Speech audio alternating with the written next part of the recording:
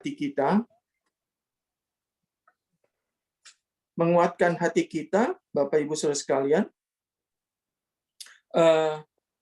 Dan saya sangat yakin dan percaya kuasa daripada Tuhan itu tetap sama dari dulu, sekarang, bahkan sampai selama-lamanya. Nah, pada hari ini, saudara-saudara, saya ingin menyampaikan yang hari-hari ini Tuhan ingatkan saya kembali tentang bagaimana mengaktifkan kuasa Roh Kudus yang sudah diberikan kepada setiap orang-orang pilihan Tuhan, setiap orang-orang yang percaya. Amin. Nah, kita akan baca di dalam Kisah Para Rasul pasal yang pertama, ya, ayat yang ke-8. Demikian firman Tuhan. Demikian firman Tuhan. Kisah Para Rasul pasal pertama ayat yang ke-8. Tetapi kamu akan menerima kuasa kalau Roh Kudus turun ke atas kamu, dan kamu akan menjadi saksiku di Yerusalem dan di seluruh Yudea dan Samaria dan sampai ke ujung bumi. Sesudah ia mengatakan demikian, terangkatlah ia disaksikan oleh mereka, dan awan menutupnya dari pandangan mereka. Ketika mereka sedang menatap ke langit waktu ia naik itu, tiba-tiba berdirilah dua orang yang berpakaian putih dekat mereka. Dan berkata kepada mereka, hai orang-orang Galilea, mengapakah kamu berdiri melihat ke langit? Yesus ini yang terangkat ke sorga, meninggalkan kamu, akan datang kembali dengan cara yang sama seperti kamu melihat dia naik ke sorga. Maka kembalilah rasul-rasul itu ke Yerusalem dari bukit yang disebut Bukit Zaitun, yang hanya seperjalanan sabat jauhnya dari Yerusalem. Setelah mereka tiba di kota, naiklah mereka ke ruang atas tempat mereka menumpang. Mereka itu adalah Petrus dan Yohanes, Yakobus dan Andreas, Filipus dan Thomas, Bartolomeus dan Matius, Yakobus bin Alfius, dan Simon orang Selot, dan Judas bin Yakobus. Ayat yang ke-14, mereka semua bertekun dengan sehati dalam doa bersama-sama dengan beberapa perempuan serta Maria ibu Yesus dengan saudara-saudara Yesus. Bapak Ibu Saudara sekalian yang dikasihi Tuhan, ayat ini sering kita dengar, terutama di dalam ayat yang ke-8 dari Kisah Para Rasul pasal yang pertama. Yesus berkata, tetapi kamu akan menerima kuasa kalau Roh Kudus turun ke atas kamu.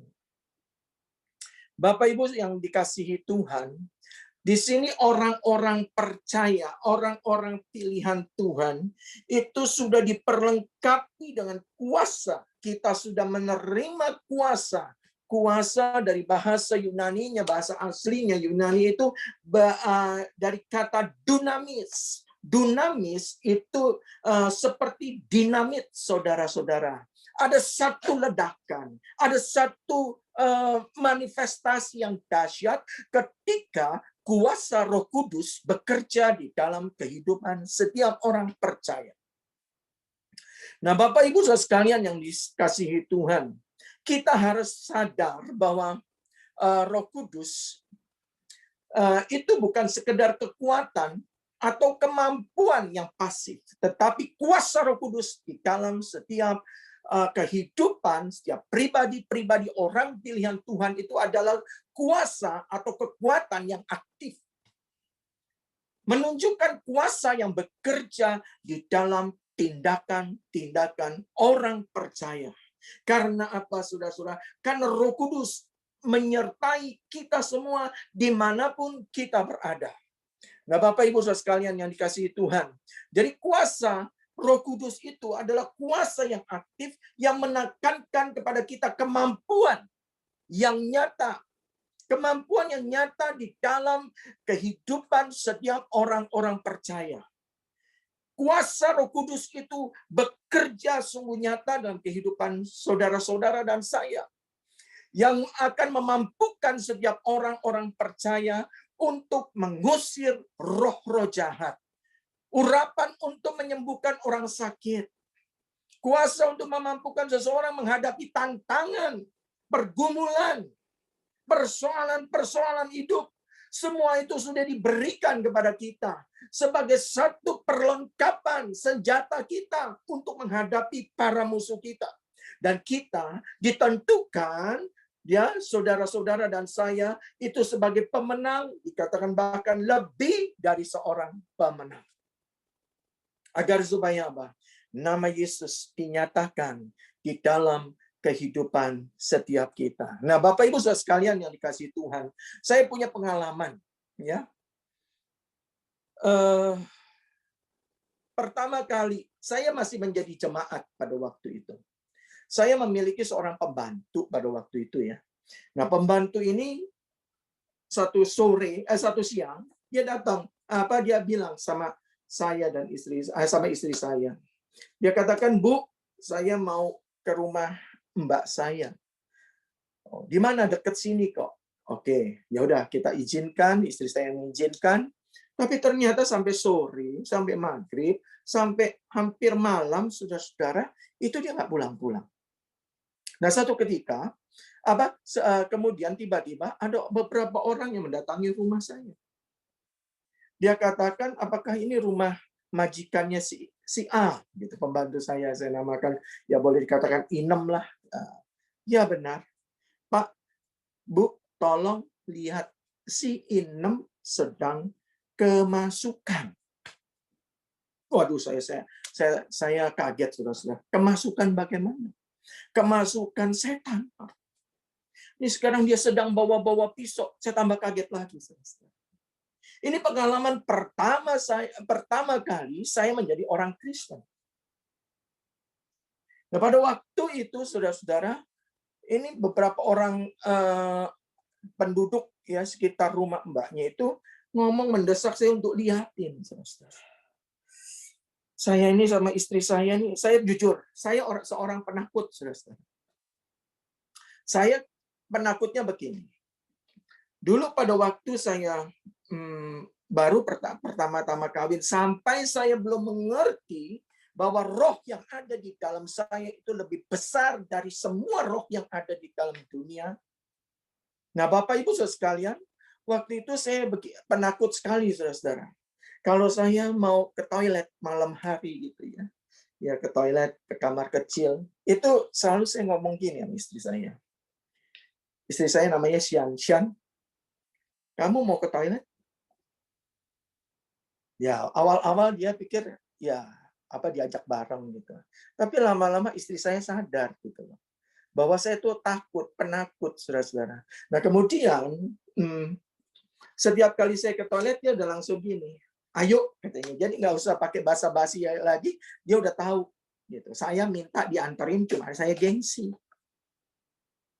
Nah, saya sampai begitu, apalagi saya menghadapi pembantu yang sedang kerasukan diminta ke sana, saudara. Nah, pada waktu itu saya akhirnya terpaksa datang. Saya bilang, "Aduh, gimana nih, Sya? Gimana nih, Mam? Gimana nih?" Ya udah dah, kita lihat aja. Istri saya lebih berani. Ya, kemudian kita datangi, benar. Banyak orang-orang sekitar kampung itu udah mengerubung, saudara. Dia katakan, "Oh, ini bosnya, bos isi Inem." Kita dipersilahkan masuk. Saya lihat saudara-saudara gimana saya nggak gemetar, saya nggak takut, saudara. Saya yang asalnya memang penakut. Waktu itu dia pegang-pegang pisau, saudara, pisau dapur dipegang-pegang, saudara. Aduh, saya gemetar, saya pegang tanpa saya sadari, saya cengkram tangan istri saya.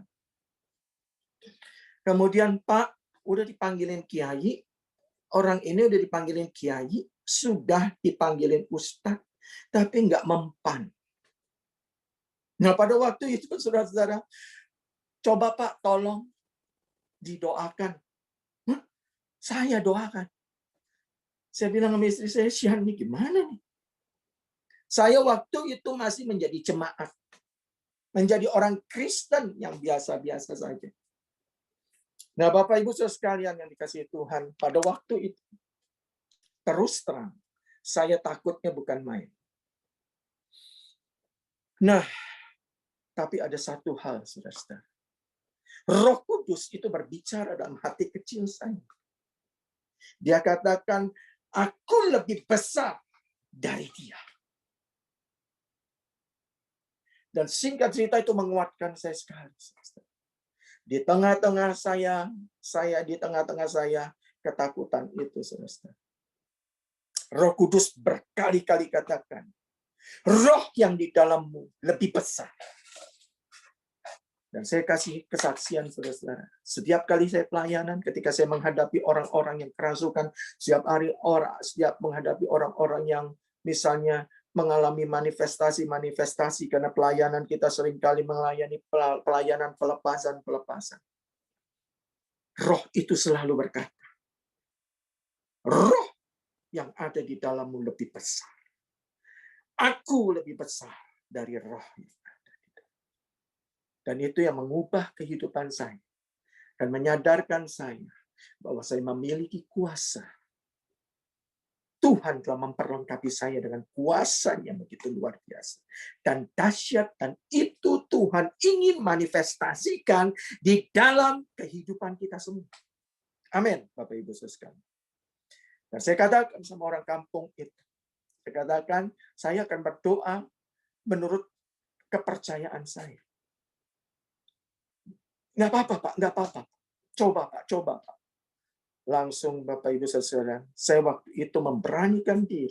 Saya sudah punya satu keyakinan walaupun belum sepenuhnya.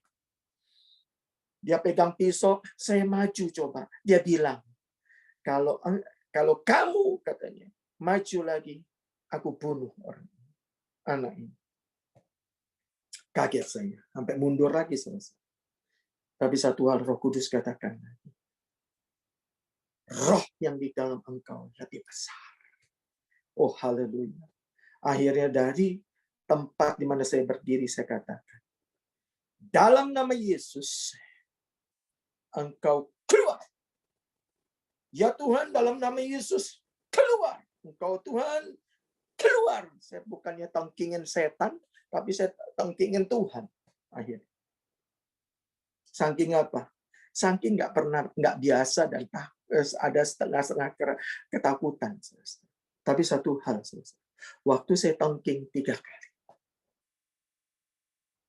tiba-tiba pisau itu jatuh, letak, dan dia mulai sadar. Dia katakan, di mana? Wow, saya melihat mujizat itu antusias.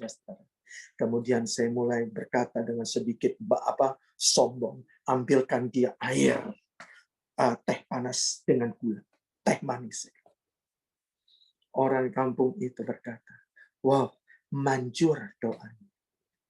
Sejak itu, saudara, saya dengar beberapa hari kemudian itu menjadi satu kesaksian yang luar biasa. Nah, Bapak Ibu saudara sekalian yang dikasihi Tuhan, saya ingin mengingatkan saudara-saudara, sadarlah bahwa tubuh kita ini adalah bait Roh Kudus. Kalau Roh Kudus itu sudah mencurahkan kuasanya bagi setiap orang percaya. Kuasa Roh Kudus bukan hanya untuk hamba-hamba Tuhan. Bukan hanya untuk pendeta-pendeta di gereja. Bukan hanya untuk setiap orang-orang tertentu. Tapi kuasa Roh Kudus sudah diberikan kepada setiap orang-orang percaya. Baik itu gembala, baik itu jemaat, semua orang biasa yang percaya penuh dengan Yesus Kristus Tuhan. Engkau mampu melakukan setiap perkara-perkara yang besar dalam hidup. Haleluya. Bapak Ibu saudara sekalian yang dikasihi Tuhan. Kuasa Roh Kudus itu begitu nyata di dalam setiap kehidupan orang percaya.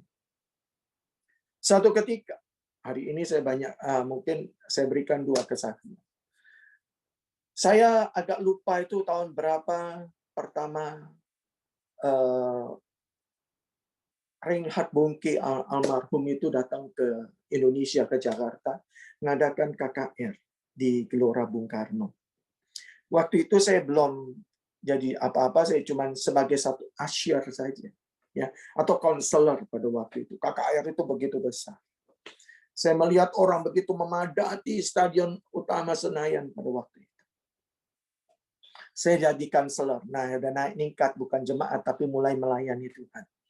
Nah, pada waktu itu saya, itu tahun 97-an, kalau nggak salah. Nah, pada waktu itu, saudara-saudara, saya konselor, saya cuma mempersiapkan diri saya waktu itu, dan saya lihat mujizat banyak terjadi dekat panggung dan sekitarnya. Tiba-tiba saya lihat beberapa orang yang di area saya itu banyak yang sakit tetapi nggak mampu untuk ke depan. Tiba-tiba mereka katakan, Pak, tolong doakan kami. Saya kaget, saudara. Tapi pada waktu itu, sekali lagi Roh Kudus itu berkata, roh yang ada di dalam engkau lebih besar. Apa yang terjadi, saudara? Waktu itu saya mulai mendoakan orang yang sakit pinggang, yang jalannya pincang. Saya katakan, kalau Reinhard Bongke dalam hati saya, kalau Reinhard Bongke bisa, ini suasana atmosfer begitu luar biasa pada waktu itu, saudara-saudara. Saya mulai menumpangkan tangan atas pinggang orang tersebut, dan apa yang terjadi? Dia tiba-tiba melompat. Kemudian ada orang yang duduk di bangku kursi dorong, saudara-saudara. Saya tiba-tiba tarik, dan dia tiba-tiba bisa berjalan. Dan tanpa terasa, saya mulai mempraktekkan kuasa Tuhan di tengah-tengah KKR pada waktu itu. Dan banyak saudara-saudara, mereka mengantri di depan itu, saudara-saudara. Dan saya lihat banyak dari mereka disembuhkan. Haleluya. Roh Kudus tidak memandang orang. Tetapi Roh Kudus hanya memandang orang pilihannya yang memiliki hati, yang mau, yang percaya kepada Dia. Bapak Ibu saudara sekalian yang dikasihi Tuhan, kunci dari kuasa Allah bekerja adalah sadar bahwa kita adalah orang-orang percaya yang diurapi Tuhan dan telah diperlengkapi dengan kuasa dari Yang Maha Tinggi untuk melayani dan memuliakan nama Yesus. Sadari itu, saudara-saudara. Engkau adalah orang-orang yang diurapi Tuhan. Pengurapan Tuhan ada atas kehidupan kita semua. Haleluya. Nah, Bapak Ibu sekalian yang dikasihi Tuhan. Kita buka di dalam Matius pasal yang ke-5. Dikatakan ayat yang ke-6, berbahagialah orang yang lapar dan haus akan kebenaran. Berbahagialah orang yang lapar dan haus akan Roh Kudus, karena mereka akan dipuaskan. Haleluya. Orang yang dipuaskan pasti Tuhan tidak pernah mengecewakan. Tidak akan pernah kecewa, saudara-saudara. Seringkali, saudara-saudara, kita yang tidak pernah merindukan Tuhan, tidak pernah ada rasa lapar, ibadah, tidak ada rasa antusias kita. Seringkali kita hanya beribadah, berdoa, bersekutu dengan Tuhan hanya sebatas rutinitas. Bahkan hanya kegiatan agamawi, saudara, tanpa adanya rasa kerinduan dan lapar akan Dia. Ibadah kita itu hanya sebagai formalitas. Tidak ada sesuatu gregetnya, saudara. Tanpa dibarengi rasa keinginan dan yang kuat untuk berjumpa dengan Dia. Seseorang yang haus dan akan Roh Kudus, itu akan segera mencari. Seseorang yang haus, saudara-saudara, maksud saya, dia akan mencari air yang segar yang akan menyegarkan dia. Ya pasti. Orang yang lapar pasti akan secepatnya kalau ada makanan, dia akan makan. Mereka akan makan dan minum dengan antusias. Dengan begitu, ada satu nafsu, saudara.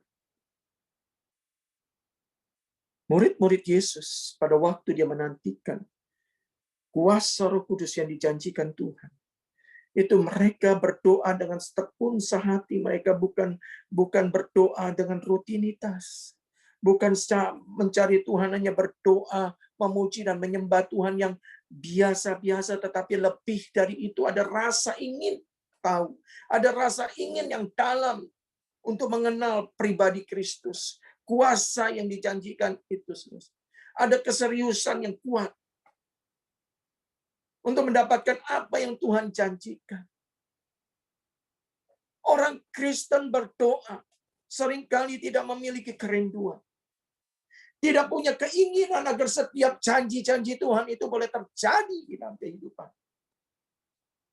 Seringkali janji Tuhan itu hanya sekedar janji, sekedar firman yang logos. Tidak pernah menjadi rema dan menjadi satu kegenapan dalam kehidupan orang percaya. Tapi orang-orang yang percaya kepada Yesus, orang-orang yang haus dan lapar akan kebenaran, akan Roh Kudus, dia memiliki satu keinginan yang kuat agar setiap janji Tuhan, agar setiap rema yang dia terima, itu bisa digenapi dalam kehidupan. Haleluya. Saudara-saudara yakin dan percayakah? Jikalau saudara-saudara sakit, Tuhan mampu untuk menyembuhkan saudara-saudara. Beberapa bulan yang lalu saya terkena COVID, saudara. Masuk rumah sakit. Di situ saya mulai, saudara-saudara, was-was. Tapi satu hal, saudara, Tuhan begitu menguatkan saya dan menegur saya. Bahwa tidak ada satu kuasa apapun yang dapat memisahkan engkau dari aku. Apakah penderitaan, apakah penganiayaan, apakah kesusahan, apakah sakit penyakit, tidak ada. Jika saudara-saudara percaya dengan dia. Kasih Tuhan itu nyata dalam kehidupan kita. Dan tidak ada seorang pun, kuasa apapun yang dapat memisahkan saudara-saudara dan saya dari kasih Kristus Yesus. Itu satu anugerah. Nah, Bapak Ibu saudara sekalian yang dikasihi Tuhan, tanamkan dalam diri kita. Untuk terus Tuhan, bantu aku agar aku terus haus dan lapar akan Engkau, akan kebenaran. Aku terus haus dan lapar Tuhan untuk melihat setiap janji-janji-Mu digenapi di dalam kehidupan. Oh, haleluya. Bapak Ibu saudara sekalian yang dikasihi Tuhan. Mari, saya ingin melihat hari-hari ini, saudara-saudara. Saya begitu kuat dikasih impresi oleh Roh Kudus. Bahwa setiap janji Tuhan, kuasa Tuhan begitu nyata. Hari-hari ini bukan hari-hari yang baik, saudara-saudara. Kita harus membuktikan kepada dunia ini, saudara-saudara, bahwa Yesus Kristus Tuhan yang ajaib dan dahsyat, dia berpihak kepada orang-orang pilihannya supaya dunia lihat, saudara-saudara. COVID ini boleh terus melanda, tetapi satu hal, ada pembelaan. Ada perlindungan, ada kuasa, ada mujizat yang masih berlaku di dalam kehidupan setiap orang-orang pilihan. Haleluya. Hari-hari ini, saudara, Tuhan sangat menekankan bahwa kuasa itu tidak pernah berubah dulu, sekarang, bahkan sampai selama. Yang berubah adalah manusia.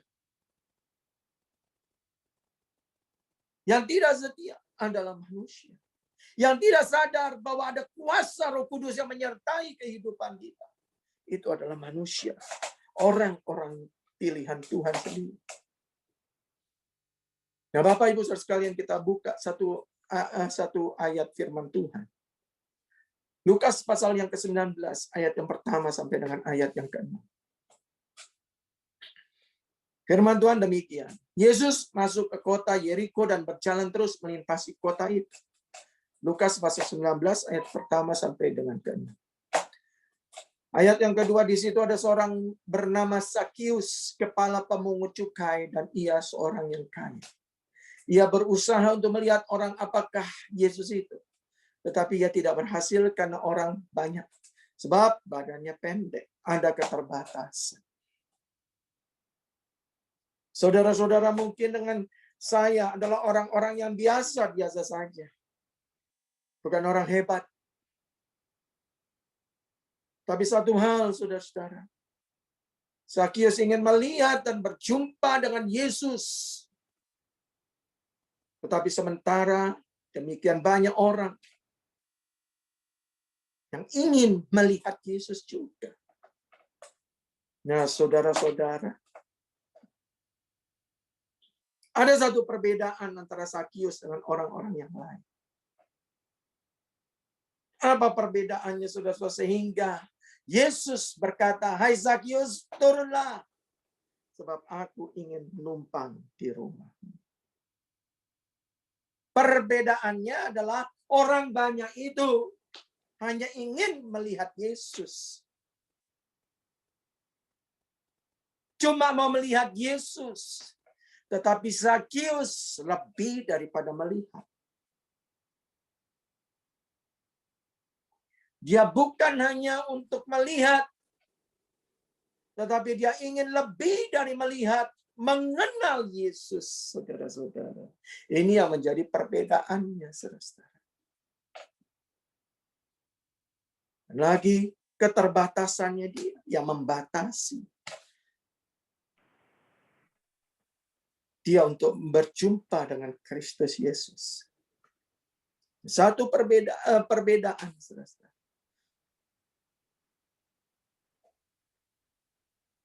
Bapak Ibu saudara sekalian, untuk itu Zakius berusaha lebih daripada mereka. Dia berlari mungkin, orang banyak, lebih tinggi-tinggi lagi dia. Dia cari celah, nggak bisa orang berdesak-desakan. Tapi dia selalu berusaha lebih lagi, saudara-saudara. Dan akhirnya dia menemukan sebatang pohon dan dia naik di situ. Wah, dia berusaha secepatnya agar Yesus itu tidak sampai keburu melewati pohon itu. Dia harus mencapai itu, saudara-saudara. Nah, apa yang terjadi, saudara-saudara? Zakius menarik perhatiannya Tuhan. Zakius menarik responnya Tuhan. Zakius antusias dengan Tuhan. Maka akan menarik perhatian dan respon Tuhan terhadap kita. Kalau kita antusias sama Tuhan. Kalau kita bergairah sama Tuhan. Maka kita akan melihat respon Tuhan. Perhatian Tuhan kepada kita. Haleluya. Tuhan semua mengasihi anak-anaknya. Sama seperti kita, saudara-saudara. Kita mengasihi anak-anak kita semua yang sudah berkeluarga. Tapi ada perbedaannya, saudara-saudara. Kita melihat ada anak-anak yang cuek sama kita. Ada anak-anak yang perhatian sama kita. Ketika ada anak yang perhatian sama kita, bukankah atensi kita, perhatian kita lebih kepada anak kita yang perhatian? Kita mengasihi, saudara-saudara. Tapi ada perbedaan. Kita akan lebih memperhatikan kepada orang-orang atau anak-anak yang memperhatikan. Saya punya beberapa anak rohani. Dan saya lihat berbagai macam karakter mereka. Ada yang memperhatikan. Bukankah sering katakan? Kita sering sekali. Orang ini kok perhatian banget sih sama kita ya. Nah, Bapak Ibu sekalian yang dikasih Tuhan.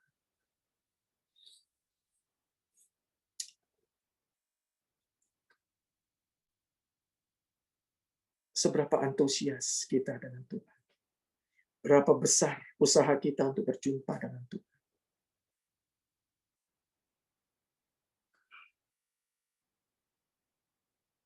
Pernahkah kita setiap hari menjaga antusias kita dengan Dia? Ada gairah dengan Dia. Bapak Ibu sekalian yang dikasih Tuhan. Terakhir, saya ingin membagikan Markus pasal yang ke-10 ayat 46 sampai 53. Markus pasal yang ke-10 ayat 46 sampai 52. Kemudian mereka sampai di Yeriko. Ketika Yesus meninggalkan Yeriko bersama dengan murid-muridnya dan orang banyak, seorang pengemis buta bernama Bartimeus, anak Timeus, sedang duduk di pinggir jalan. Ketika dia mendengar bahwa ada Yesus dari Nazaret, ia pun mulai berseru dan berkata, "Yesus, anak Daud, kasihanilah aku."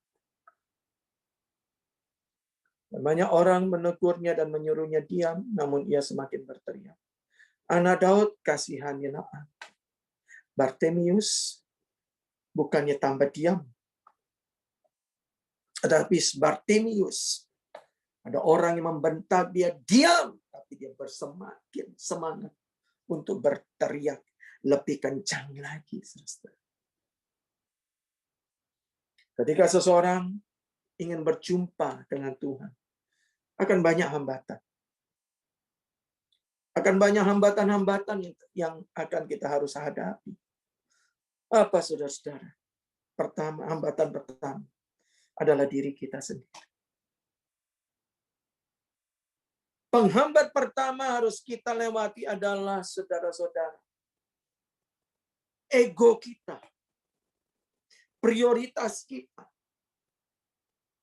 kemalasan kita, kedagingan kita yang selalu menarik kita untuk malas berjumpa dengan Tuhan. Waktu kita.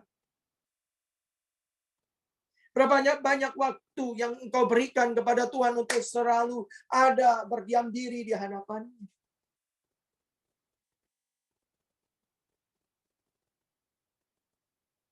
Berapa banyak prioritas hidupmu yang lebih diprioritaskan daripada Tuhan.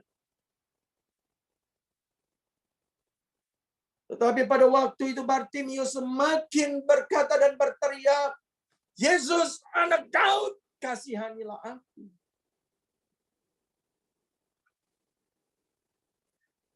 Haleluya. Dia menerobos hambatan. Dia menerobos penghalang-penghalang untuk dia berjumpa dengan Tuhan. Kalau kita rindu kuasa Roh Kudus bekerja dalam hidupmu, engkau setiap kali harus menghadapi lawan, merobos penghalang-penghalang dalam hidupmu.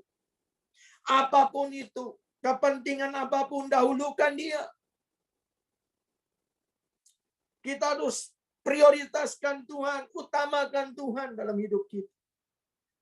Maka mujizat akan terjadi. Maka kuasa Roh Kudus akan semakin kuat bekerja dalam kehidupanmu dan membawa engkau, menuntun engkau untuk lebih naik lagi. Dan engkau tidak akan pernah turun.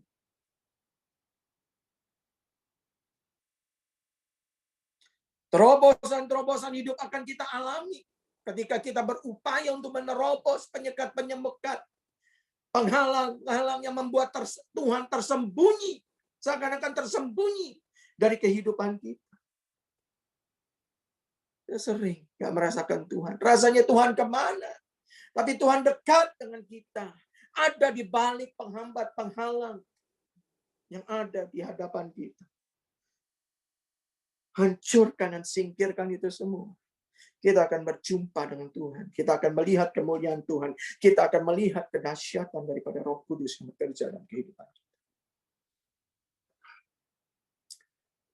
Sebenarnya setiap orang percaya sudah disiapkan, diberikan kesempatan, direncanakan oleh Tuhan bersama dengan Dia menjadi partnernya Tuhan untuk melakukan pekerjaan-pekerjaan yang besar, untuk melakukan perkara-perkara yang ajaib.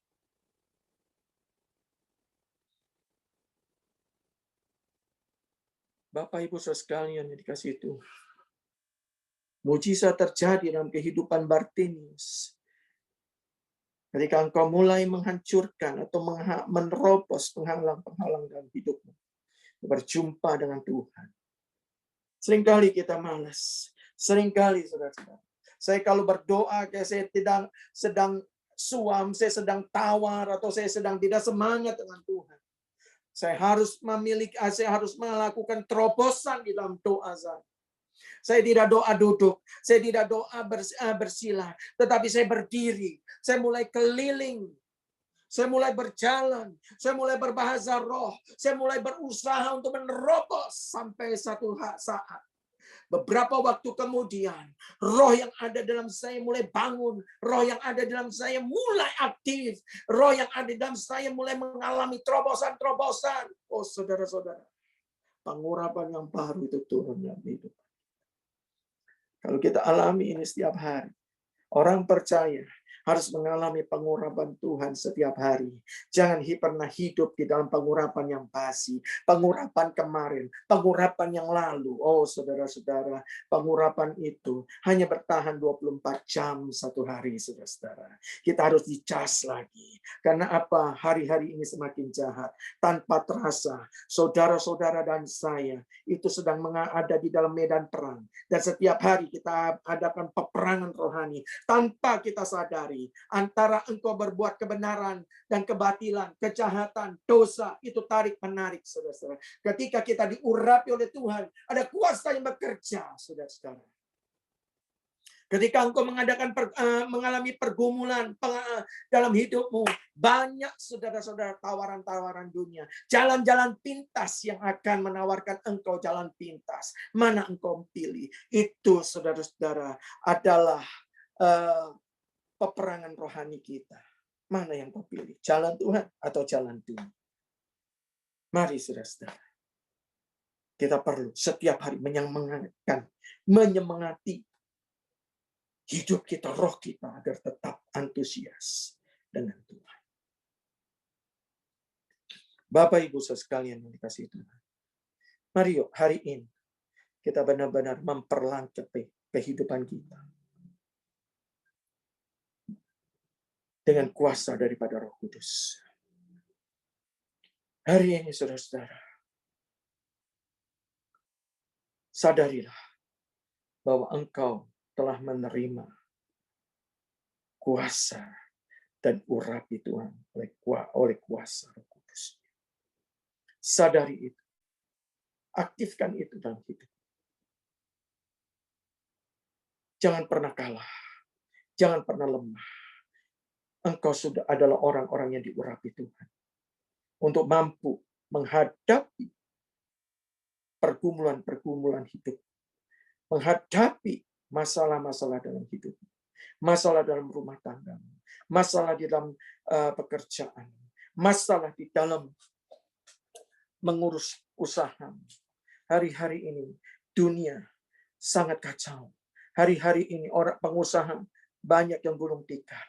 Hari-hari ini banyak usahawan-usahawan menjadi bangkrut. Tapi satu hal, di dalam dirimu ada pengurapan Tuhan. Di dalam dirimu ada kuasa. Tuhan mampu membuka jalan.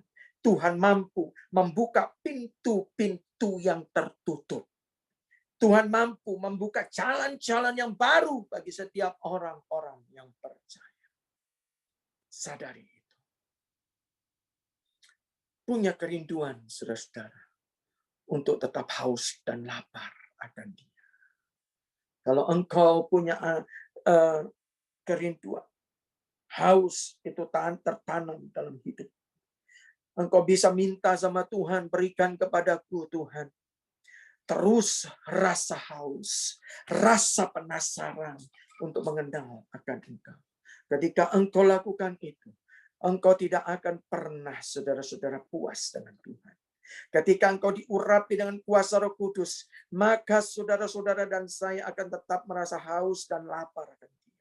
Engkau akan tetap antusias. Engkau akan tetap berusaha memprioritaskan Dia dalam hidupmu. Sama seperti Sakius. Dia berusaha terus untuk berjumpa dengan Tuhan.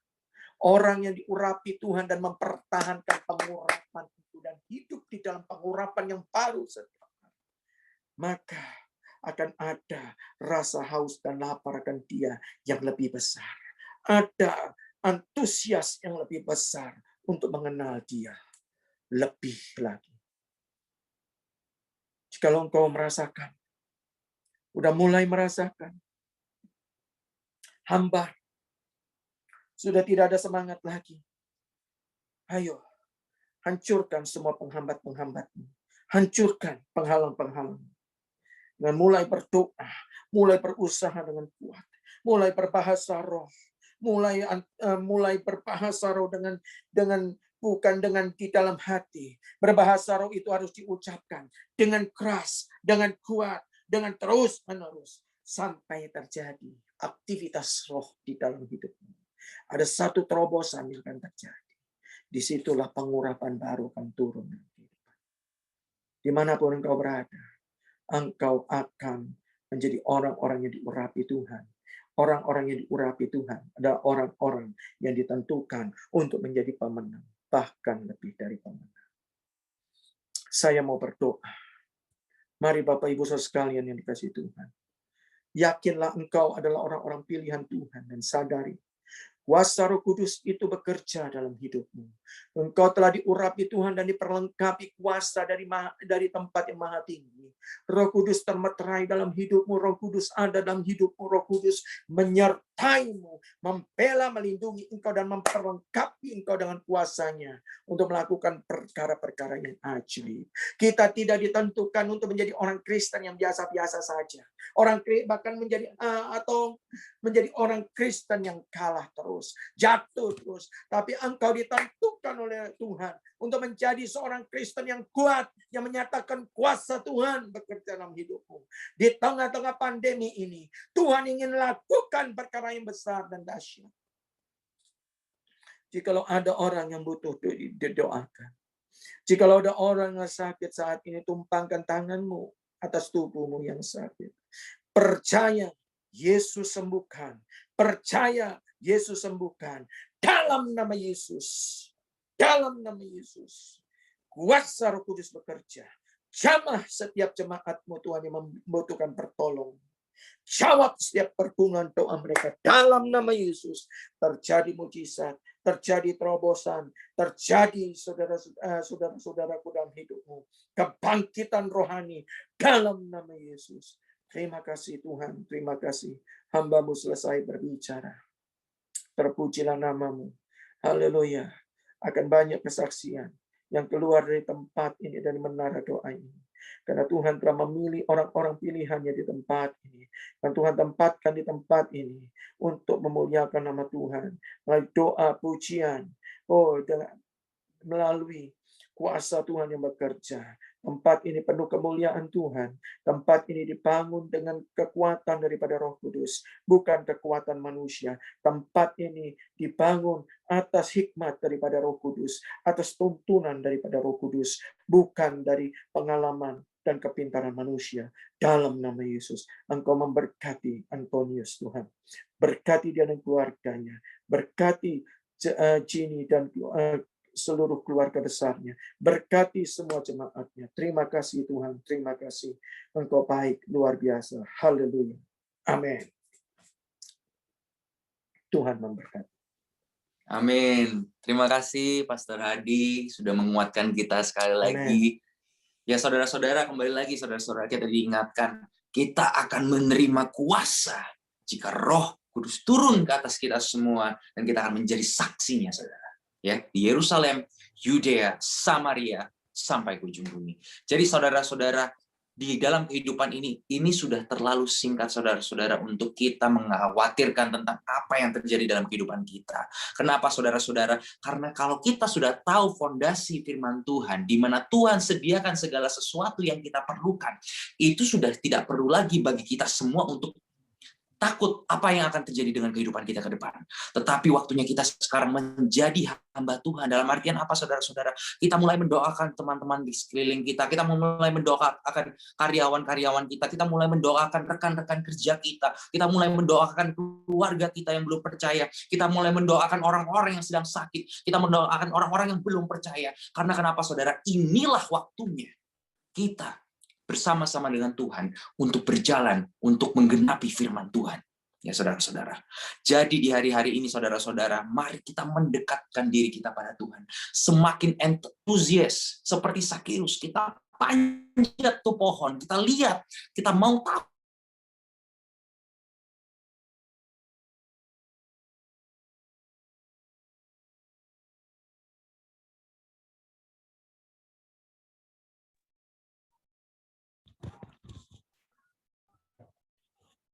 Jadi saudara-saudara, jadi kembali lagi kita seperti Sakeus, kita harus seperti Sakeus, kita harus naik ke pohon yang tinggi itu. Kita mau lihat, kita mau tahu apa sih yang Tuhan sedang kerjakan di hari-hari ini. Apa yang Tuhan mau bicarakan pada setiap kita di hari-hari ini. Apa yang Tuhan mau kerjakan dalam kehidupan kita. Kita harus seperti itu. Kita harus kembali lagi antusias. Kita harus kembali lagi haus akan firman Tuhan. Kita harus haus akan hadirat Tuhan. Kita mendekat kepada Dia dan kita mencari wajah Tuhan dimanapun kita berada. Karena itu saudara-saudara, hari-hari ini kita perlu yang namanya Tuhan. Kita yang perlu yang namanya hadirat Tuhan. Kita perlu namanya Roh Kudus untuk menuntun setiap kehidupan kita. Karena kenapa saudara-saudara, hari-hari ini bukan hari-hari yang semakin baik seperti yang tadi Pastor Hadi bilang.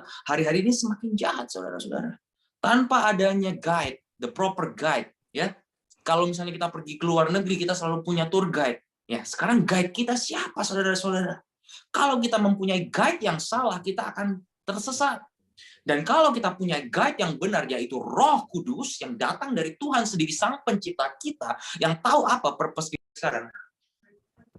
Itulah saudara-saudara yang Tuhan mau kerjakan dalam setiap kehidupan kita, dan kita akan menuai di situ saudara-saudara. Jiwa-jiwa yang terhilang. Karena inilah waktu-waktunya saudara-saudara. Dan saya percaya hari ini kita semua diingatkan lagi kalau betapa pentingnya Roh Kudus dalam kehidupan kita, dan kita harus mendekatkan diri kita kembali, kita cari wajah Tuhan. Kita kembali recharge dimanapun kita berada. Gak berarti kita cuman dalam menginvolvekan Roh Kudus dalam waktu kita berdoa saja, saudara-saudara, tetapi dalam kehidupan kita sehari-hari, waktu kita menyetir, waktu kita berkomunikasi, waktu kita bekerja, waktu kita berbicara pada saudara-saudara kita, pada karyawan kita, pada rekan kerja kita, disitulah Roh Kudus berperan yang terbesar, saudara. Ya, jadi sekali lagi, saudara-saudara, marilah kita mendekatkan diri kita pada Tuhan di hari-hari ini. Mari kita cari wajah Tuhan. Mari kita minta pada Tuhan bagian yang terbaik. Kita duduk di bawah kakinya. Kita puji Dia, kita sembah Dia, kita masuk dalam hadirat Tuhan. Dan biarlah Tuhan kembalikan kasih mula-mula itu pada setiap kita hari-hari ini. Oke, terima kasih sekali lagi Pastor Hadi untuk firman yang begitu memberkati kita semua. Dan saudara-saudara, sebelum kita berpisah, mari kita doakan Pastor Hadi untuk pelayanannya, untuk keluarganya, dan mungkin Pastor Hadi dapat berkati kita setelah itu. Bapa, kami bersyukur Tuhan Yesus untuk hari ini ya Bapa, kalau Engkau sudah utus hamba-Mu Pastor Hadi di tengah-tengah kami, kalau Engkau sudah Tuhan jadikan Pastor Hadi alat Tuhan untuk firman yang keluar ya Bapa bagi setiap kami ya Bapa. Kami bersyukur Tuhan kalau firman ini ya Tuhan Yesus dapat menguatkan kami dan mengingatkan kami betapa pentingnya Roh Kudus dalam kehidupan kami. Waktu kami ya Tuhan diurapi dengan Roh Kudus, kami mempunyai kuasa ya Bapa. Dan ya Tuhan Yesus, biarlah Tuhan Kau terus ya Tuhan pertajam setiap kami ya Tuhan. Sensitivity kami terhadap Roh Kudus ya Bapa dalam kehidupan kami ya Tuhan Yesus sehari-harinya ya Bapa. Biarlah Roh Kudus yang ambil alih sepenuhnya. Jangan setengah-setengah Tuhan, tapi ambil sepenuhnya Tuhan. Baptis kami ya Tuhan dalam Roh-Mu lagi, sekali lagi ya Tuhan. Baptizo ya Tuhan. Tenggelamkan kami ya Tuhan dalam Roh-Mu ya Bapa. Biarlah kami penuh Tuhan dengan Roh Kudus. Biarlah hari-hari kami ya Tuhan menyinari ya Tuhan seperti Tuhan ya Tuhan yang bersinar di dalam kehidupan kami ya Bapa. Urapi kami setiap kami ya Tuhan dimanapun kami berada ya Tuhan Yesus. Kami bersyukur ya Tuhan untuk Pastor Hadi ya Tuhan di tengah-tengah kami. Kami ya Tuhan mau berdoa Tuhan untuk pelayanan hamba-Mu ini ya Bapa. Dimanapun hamba-Mu ini Tuhan melayani-Mu ya Tuhan, biarlah di situ Tuhan ya Tuhan ditinggikan dan dimuliakan. Banyak jiwa-jiwa ya Tuhan yang dituai ya Tuhan Yesus. Dan biarlah Tuhan apapun pelayanannya ya Tuhan, biarlah Engkau Tuhan ikut serta. Roh Kudus-Mu ya Tuhan penuh menyertai ya Tuhan hamba-Mu ini ya Tuhan Yesus. Dan Kau juga Tuhan tutup bungkus keluarganya ya Bapak Yesus. Biarlah Engkau Tuhan yang urapi ya Tuhan dan lindungin keluarga ini ya Tuhan. The covenant of the blood of Jesus ya Tuhan. Selalu Tuhan menutup bungkus Tuhan Yesus keluarga Pastor Hadi ya Bapak. Oh terima kasih ya Bapak. Berkati terus Tuhan kesehatannya ya Bapak. Ya Tuhan, Kau perkuat imunitas tubuhnya ya Tuhan. Dan Kau perkuat imunitas keluarganya ya Bapak. Biarlah Tuhan, dia Tuhan, ya Tuhan, Pastor Hadi, ya Tuhan, dapat ya Tuhan, terus Tuhan berapi-api ya Tuhan, mengabarkan Injil-Mu. Berdoa ya Tuhan, berdoa Tuhan bagi orang-orang yang membutuhkan, berdoa Tuhan bagi orang-orang ya Tuhan yang belum percaya. Dan kami percaya Tuhan Yesus, di dalam nama Yesus Kau pakai Pastor Hadi luar biasa ya Tuhan Yesus. Terima kasih Bapak, terima kasih Tuhan untuk pelayanan hamba-Mu ini ya Bapak. Terima kasih ya Bapak untuk hari ini. Terima kasih Tuhan untuk menara doa ini. Kami bersyukur Tuhan kalau Engkau sudah hadir Tuhan di tengah-tengah kami. Kalau Engkau sudah urapi setiap kami ya Tuhan, kami bersyukur. Biarlah Tuhan Yesus, Engkau terus Tuhan yang menjadi prioritas pertama dalam kehidupan kami. Apapun situasi kami, selalu Engkau Tuhan Yesuslah yang nomor satu dalam kehidupan kami. Terima kasih Bapak. Kalau sebentar lagi Tuhan kami akan berpisah satu dengan yang lain. Kami rindu untuk menerima berkat daripada. Mari kita angkat tangan kita dan buka hati kita. Dimanapun engkau berada, Tuhan ada dekatmu. Tuhan melindungi dan menyinari engkau dengan sinar kemuliaan-Nya. Berkat damai sejahtera, sukacita, kasih karunia, dan anugerah dari tahta Allah Bapa dicurahkan di dalam kehidupan kita, di dalam nama Yesus Kristus Tuhan kita dan Juru Selamat kita, melalui pertolongan, penyertaan, perlindungan, pekerjaan yang nyata daripada Roh Kudus yang senantiasa menyertai kita dimanapun kita berada. Dan setiap apapun yang kita kerjakan, Tuhan akan buat berhasil. Dan Dia akan menggenapi semua rancangan-rancangan dan rencana Tuhan dalam kehidupan kita. Diberkatilah engkau dimanapun engkau berada. Diberkatilah keluarga besarmu. Diberkatilah engkau oleh karena janji-janji Tuhan itu hidup di dalam kehidupanmu dan akan mengalami kegenapannya. Mulai hari ini sampai Maranatha, Tuhan Yesus datang kedua kali menjemput kita di awan-awan permai. Bahkan sampai selama-lamanya kita hidup dalam kerajaan yang kekal. Yang percaya dan diberkati, sama-sama katakan, amin. Haleluya. Terima kasih, Tuhan memberkati atas